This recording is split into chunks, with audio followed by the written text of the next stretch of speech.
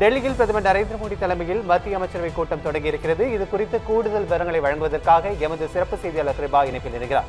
வணக்கம் கிருபா.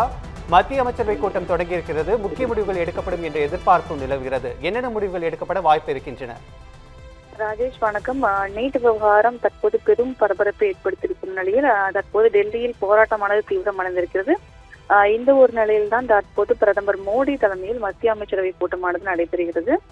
முன்னதாக நேற்று நள்ளிரவு பிரதமர் மோடி மாணவர்களுக்கு அறிவுறுத்தும் விதமாக வீடியோ ஒன்றை வெளியிட்டிருந்தார். அதில் நீட் வினாத்தாள் கசிவு சம்பவங்களுக்கு எதிராக மேலும் கடுமையான நடவடிக்கைகள் எடுக்கப்படும் என்றும் அதற்கான தீர்மானம் குறித்து விவாதிக்கப்படும் என்றும் கூறியிருந்தார்.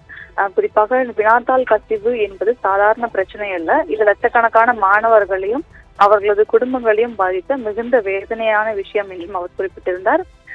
குறிப்பாக நீட் வினாத்தாள் கசிவு தடுப்பு மசோதா ஒன்று தாக்கல் செய்யப்படும் என்றும் அதற்கான திட்ட முன்வரைவு தன்னிடம் கொடுக்கப்பட்டிருப்பதாகவும் அவர் கூறியிருந்தார். இந்த திட்ட முன்வரைவானது வரும் திங்கட்கிழமை நாடாளுமன்ற கூட்டத்தில் தொடங்கும் நிலையில் அங்கு அறிமுகம் செய்யப்படும் என்றும் பிரதமர் மோடி கூறியிருந்தார். இந்த ஒரு நிலையில் தான் தற்போது மத்திய அமைச்சரவை கூட்டமானது நடைபெறுகிறது. டெல்லியில் நடைபெறும் இந்த கூட்டத்தில் மத்திய அமைச்சர்களான JP நட்டா, ஜிதேந்திர சிங் உள்ளிட்டோர் பங்கேற்றிருக்கிறார்கள்.